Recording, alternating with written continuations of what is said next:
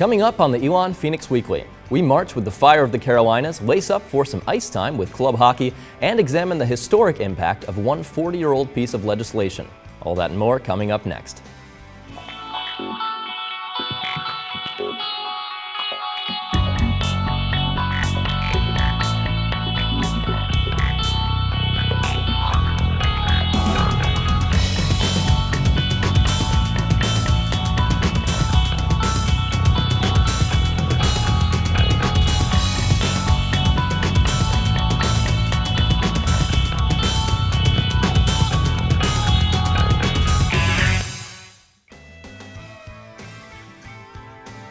Good morning and welcome to another edition of the Elon Phoenix Weekly. I'm Derek Skelly. Thanks for joining us on your ESPN2 Local Sports Break.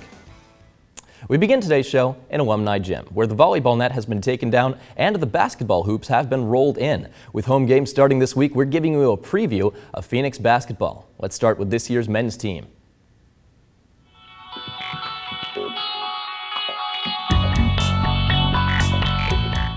I love this time of year. I love coming to practice. We have really long practices in October. So as a coach, it's like going into the laboratory, and we get to experiment a little bit. October and early November is a lot of fun for me as a coach because the excitement of the season is here, and we get to play chemistry professor. It's actually been a big difference this year. I mean, you can feel it on the court when we get on the court. It's a lot more competitive. It's a lot different from last year coming out.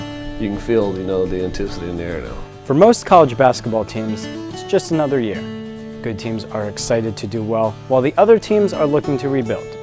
But for Coach Matt Matheny and the Elon men's basketball team, this year's different. It could be special, and it all starts with the Maui Invitational. We want to play the toughest non-conference schedule we can to prepare us for the Southern Conference. And we were able to do that by getting in the Maui on the mainland is what I call it, tournament. It starts at Butler. There's no team that's had better success in the last 3 years than Butler. We try to schedule games in venues that are fun for college basketball players, but also great environments, again, that will prepare us for the Southern Conference. Last year, the Phoenix made big strides as a team, improving their win total for the third consecutive season. For the 2012-2013 campaign, they returned 4 of their main starters and most of their core players.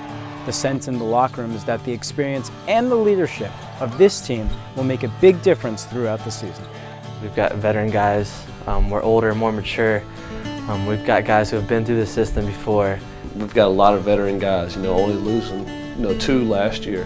I think that is going to be a big help for us. So many people that know the offense, know how to play. I think that's going to end up helping us to do better in this season. This team needs leadership. This team needs guys to step up when times aren't so good. It's easy to man the battleship when the sea is calm, but when it's rough, you need guys to step up. Just like every year, the Phoenix have a few key focuses that they see as the recipe for success. One thing that we want to improve on is rebounding. Last year, when we out-rebounded our opponents, we actually won the game. So rebounding is a huge focus, defense, getting stops, and not taking any plays off. Over the last 3 seasons, we've been out-rebounded every year. And our program needs to make a change in that. We need to rebound the ball better than we have. Everything you see in here has got rebounding scores, rebounding grades.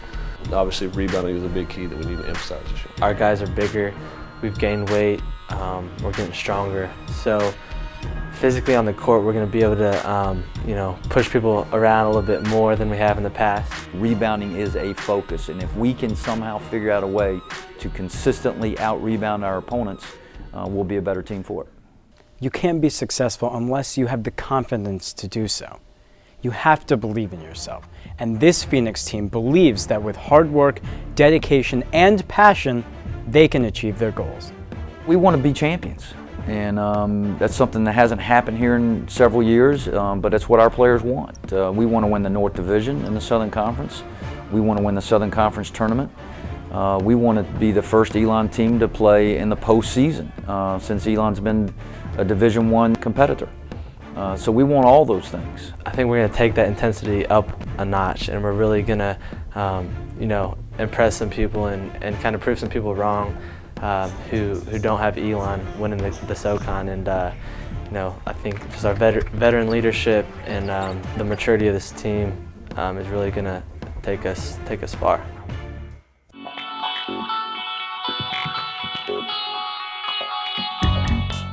The men's team comes in with high expectations this year as SoCon coaches ranked Elon second in the North Division and placed junior Jack Eisenbarger on the preseason all-conference team.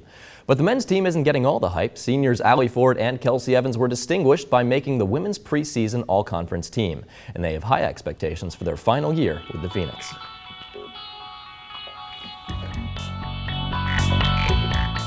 Last season was one of transitions for the Elon women's basketball team.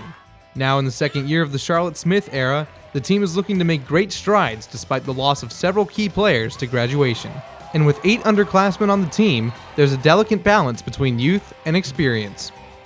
It's an interesting mix because we have a lot of experience, in terms of, our senior class, and then we have a lot of youth, and we're trying to find a way to mesh all of that and make sure that, our underclassmen are up to speed. And I think our seniors have done a good job of leading them and trying to, help our freshmen get on board. You always want to have the experience, and I think that not only is this team balanced, but you have your upperclassmen who are being depended on and expected to contribute the most, and then you have, your sophomores and juniors who have, seen the conference, have, been around the SoCon and know what to expect, and then you have your freshmen who have all these people that they can look up to and learn from. The team's journey begins with several tough non-conference games, which they hope will prepare them for their road to the Southern Conference Championship. It'll challenge us, and I think it'll prepare us for the Southern Conference, and that's what the senior class wanted. They wanted to be challenged this year, and I think we'll learn a lot in those games early that will prepare us for conference play. I'm thrilled about our non-conference schedule. I think being able to play these tougher teams is really going to help us in the SoCon, because the SoCon, it's going to be a really tough conference this year. It's going to be a really, really good, really strong. The better teams you play, the better you get, and that's common knowledge. And if you want to be the big teams, you got to play the big teams, and you got to put yourself in a place to beat the big teams. And to be the best, the team will rely on its greatest strength, leadership. Allie Ford and Kelsey Evans has done a tremendous job of, being great leaders in the off season and just guiding the young ones in terms of preparation for what it takes to be ready for the season. And I think they did an outstanding job in the off season. And then on the court, they're doing a tremendous job of, leading the freshmen and teaching them, what our expectations are. The way that we, battle each other in practice, and how the older ones push the younger ones, and how the younger ones kind of look to the older ones to, see what they're doing, and just kind of staying with the flow. You can't teach that, and I think that that's probably one of our strongest points, is that, at no point in time this year should we go without leadership, or should we, be down on ourselves because no one else is talking, or no one else is setting the bar high. We have a good senior class, and we're trying to, be great leaders for the younger ones, but I think the best thing that we can do is lead by example and be vocal. And with a new season comes new expectations. This year's goal, win the Southern Conference. We expect to win the Southern Conference Championship. That's our goal, and that's what we talk about, and that's what we believe in. And we know that it's going to take dedication and determination day in and day out, and it starts in practice. And I think we've done a great job thus far, and we're just excited and looking forward to the season. Not only is the team looking for success this year, but Allie Ford looks to continue her rise through the record books as she sits third all-time in career points entering this season. And that brings us to today's trivia. Do you know how many women have scored 1,000 points while playing basketball at Elon? The answer to that coming up later. We've got to take a quick commercial break, but when we come back, the marching band pumps us up and we talk with the man who brought women's athletics to Elon. As we go to break, take a look at this week's basketball action.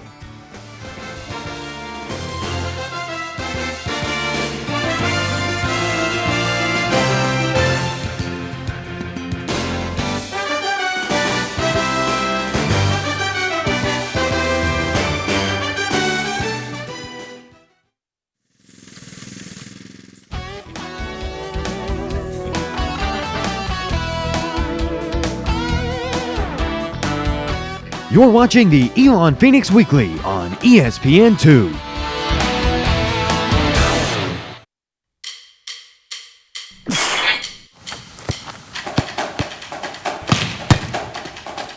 There are currently over 350 Elon student athletes competing in 16 NCAA Division I sports.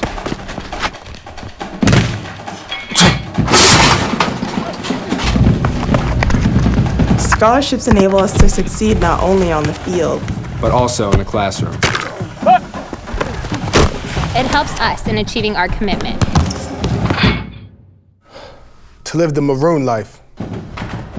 Your gifts have the power to take Phoenix athletics to even greater heights while giving student athletes an outstanding education.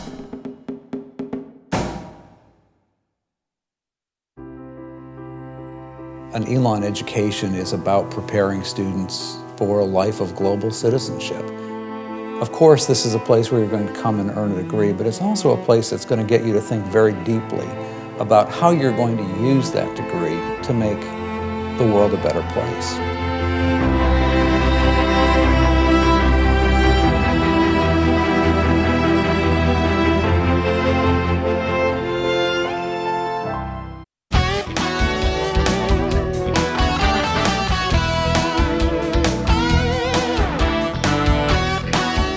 You're watching the Elon Phoenix Weekly on ESPN2. The Elon Phoenix Weekly is made possible by the students of the School of Communications in association with the dedicated coaches, athletes, and staff of Elon Athletics. Many people know the members of the Phoenix, whether they play football, basketball, or any other of the numerous Division I sports representing Elon. But that doesn't even factor in the many dedicated athletes that take part in the 26 club sports Elon offers.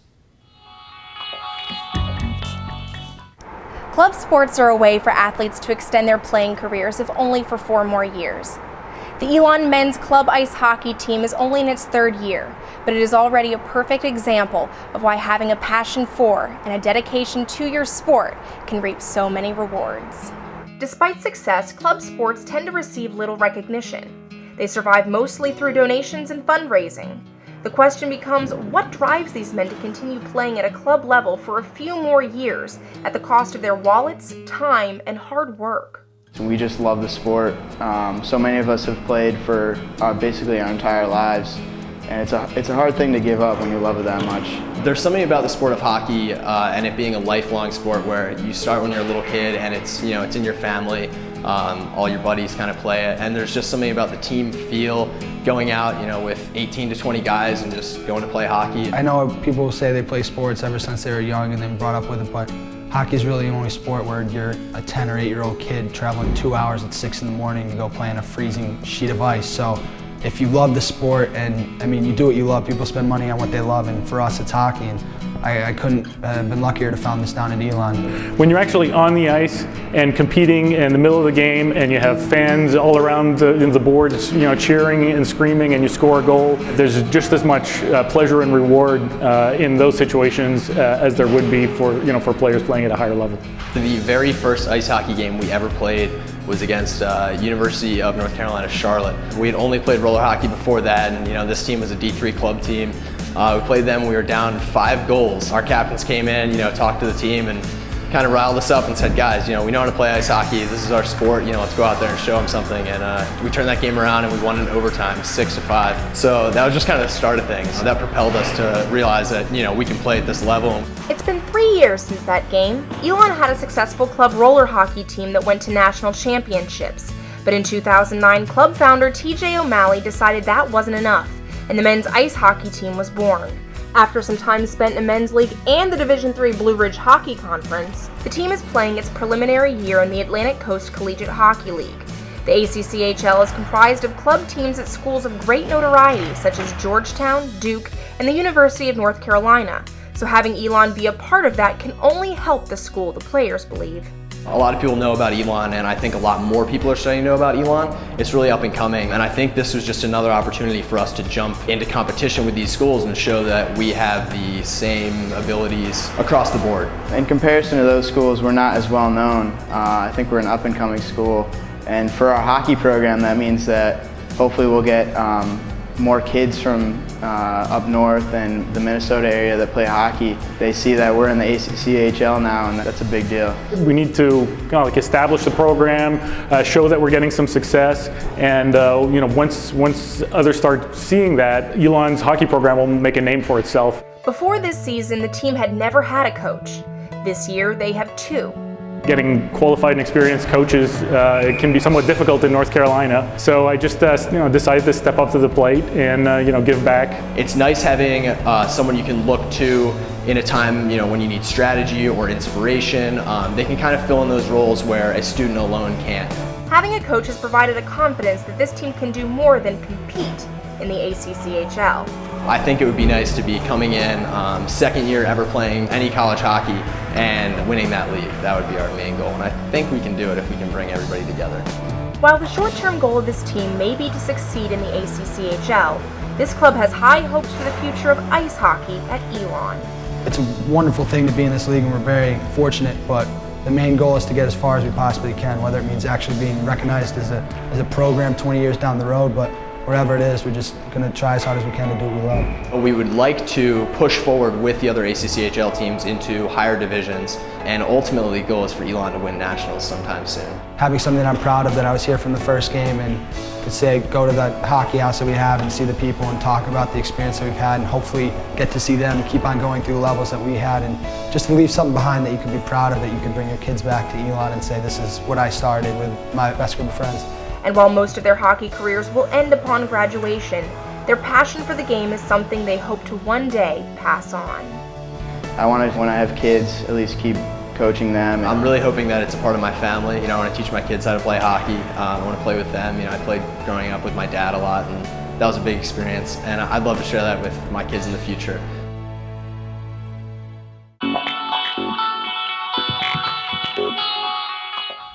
If you've been to a football game at Elon, you know a major part of the atmosphere is hearing the performances and cheers of Elon's favorite marching band, the Fire of the Carolinas. The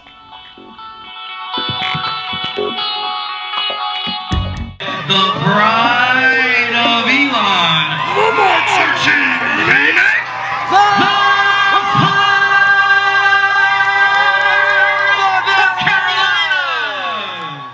The Fire of the Carolinas is a staple to Elon home football games here at Rhodes Stadium. They provide halftime entertainment, cheer on the team, and keep the fans riled up. And just like Elon athletic teams, they try to represent Elon in the best way they can, by living the Maroon life. Try to live the Maroon life all the time. It's really a symbol of when you're wearing this uniform, you're not only representing yourself, you're representing the band, which is an entity in itself, and then you're also representing the school, which is an entity in and of itself.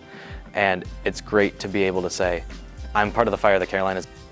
For every performance they give, the band's goal is to be entertaining for the fans, but their main goal is just to have fun. Of course, every game day and every rehearsal is a lot of fun, just in general. There's a lot of different characters in the band, and in any big group, as you would imagine, there's always a lot of different types of people, and they kind of keep me on my toes and entertained on a regular basis. We like to have fun. The ensemble, it really prides itself in being an entertainment ensemble. While Tony Sawyer is the director of the band, he relies heavily on his 2 drum majors, Nathaniel Hodges and Lexi Stones, to really be student leaders of the band. We're a small enough institution that it just warrants one director, so I rely heavily on our leadership team to kind of help run the program. They're kind of like my right-hand people. They then help facilitate getting that done with the students, making sure that that connection happens between what I'm trying to pull together and what they're trying to get done with all the rest of the students. It's part morale booster, it's part administrative, it's part, sometimes I have to be the person to be like, guys, pay attention. As the season winds down, Sawyer finds himself looking back at the memories of his seniors, which this year includes his 2 drum majors, Hodges and Stones. You kind of reflect on all the memories you have with them, the good and the bad. There's always, there's hard times and good times, just like in life in general. And the band it's such a big, it's a big family of sorts. As Hodges gets ready to take the stand one last time, he will reflect on his great experience that was the Fire of the Carolinas. It's the thing I've been most involved with, and the thing that I've been most proud of my involvement with is the Fire of the Carolinas. And I'm going to especially miss the the camaraderie that comes with the marching band, and all working towards one goal, which is such a cool feeling to know that there's these hundreds of people that are all focused on one ideal, and it's putting on a good halftime show, it's performing well in a football game, it's entertaining, and that's a really cool feeling.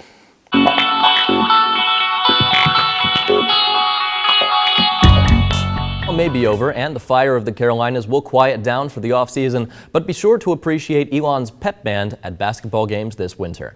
We've got to take another break, but when we come back, we look at the impact Title IX has had on both Elon and women across the U.S. As we go to break, check out more Elon sporting events coming up this week.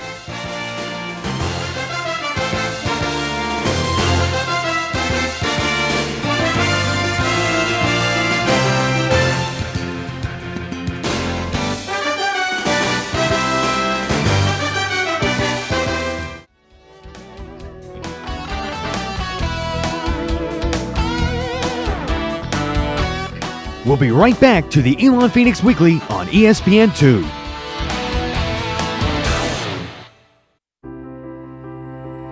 An Elon education is about preparing students for a life of global citizenship.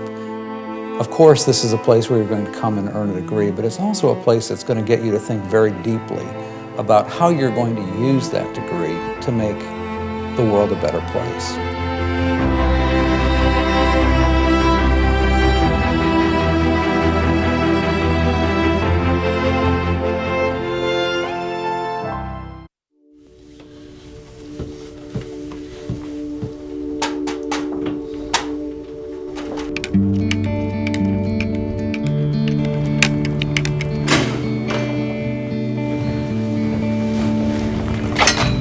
Through their daily pursuit of excellence, Elon student athletes have gained recognition for their achievements both on and off the field.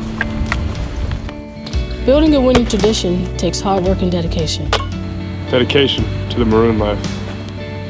Where success is not only measured by just wins and trophies, but also by the knowledge we gain. At Elon, we're more than just athletes.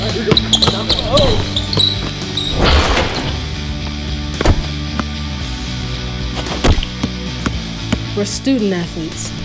Providing support enables success, helps sustain the winning tradition of Elon Athletics, while securing the future of our student athletes for years to come.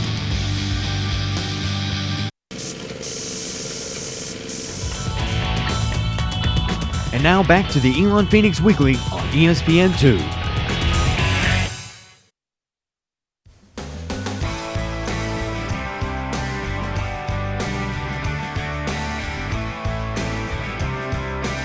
Welcome back to the Elon Phoenix Weekly on your ESPN2 Local Sports Break. Earlier in the show, we asked, how many women's basketball players have scored over 1,000 points while playing at Elon? The answer, 18, including senior Allie Ford, but by the end of this year, it will likely be 19, as fellow senior Kelsey Evans is only 55 points shy. In 1972, one of the most influential pieces of legislation became law, requiring equal opportunity, regardless of gender, in any education program or activity which received federal financial assistance. Today, we look at the impact Title IX has had on Elon, 40 years down the road.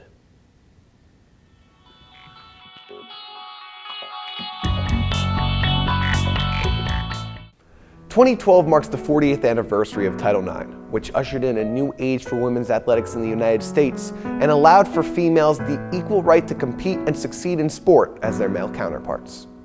Title IX is a real important piece of legislation that has really changed sports, not just collegiate athletics, but sports. And quite honestly, I grew up, I guess, through the transition of Title IX, really kind of unaware of what it was all about. And professionally, you become more aware, and you look at the storied tradition of women in sport, and you realize that opportunities really weren't what they were for the men. Title IX has changed the face of women's athletics tremendously.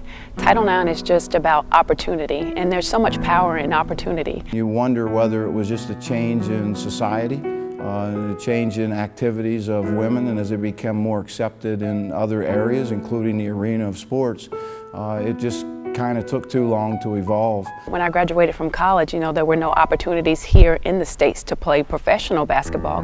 But now you have the WNBA, you have women's professional soccer, women's professional football. So Title IX has just opened up a door of opportunities for women to display their talents and gifts. Elon University has had a long upstanding history of supporting gender equality, being a coeducational school since it was established in 1889. This goes for the school's support of female athletics, as former President Dr. Earl Danley worked to establish women's sports before Title IX even existed. We had a lady teaching physical education, and she had some authority and responsibility and oversight of the intramural programs for women. They had a team of women who would play a team of women in basketball. And then she began to talk with a similar person over at UNCG and at Peace College in Raleigh and at Meredith College. And there were intramural basketball girls at each of these places. And they thought, wouldn't it be fun to let the team from Meredith come over and play Elon, or Elon go over and play Peace, or over at UNCG. And so we began to have some inter-institutional games, and then interest began to pick up a bit. So I employed a high school PE teacher from over in Guilford County, a lady by the name of Kay Yao. With the legendary Yao now on campus, Elon started to proudly build up its women's athletic program alongside Title IX. The basketball team was underway. Of course, we had to have, wasn't long till we had to have softball, and then volleyball, and then over the years we've added all of these other sports with the prodding of Title IX. We've been very respectful of Title IX, and I believe that we have complied with it completely from day one. Today's female athletes like basketball players Allie Ford and Kelsey Evans have grown up watching the commitment made to expanding women's sports firsthand and realize that they have been given opportunities few before them have experienced. You know, growing up, you hear a lot of stories like, you know, your role models and people that are older than you saying like, you know, women's basketball's come a long way. We didn't really have any role models, you know.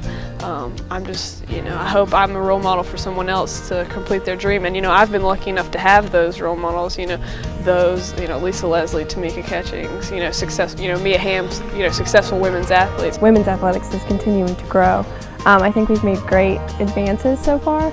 I mean, if you see the facility that we play in, our locker rooms and everything that we have, I think that the opportunities that we've been given are phenomenal, especially when you compare it to 30 or 40 years ago. Blank-nosed Title IX has allowed for female athletes to receive the proper recognition that their skills and efforts deserve. In my world, all you have to do is come to an Elon Athletic women's event and you can understand why we enjoy the men's and the women's sports. Quite honestly, I don't see them as different. I see our women participants in there. They sacrifice, they work just as hard, they do everything that the men do. And it's all a good change. And I know it's constantly evolving, it seems like, but in my world it's not. It's here and it's very important, and we're doing everything we can to support all of our student athletes.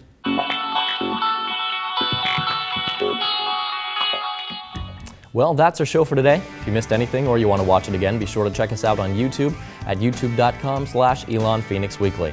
Also be sure to visit elonphoenix.com, your #1 source for all the maroon and gold buzz. On behalf of our producers and crew here at the show, we hope you continue to have a spectacular weekend. For the Elon Phoenix Weekly, I'm Derek Skelly. It's been a pleasure.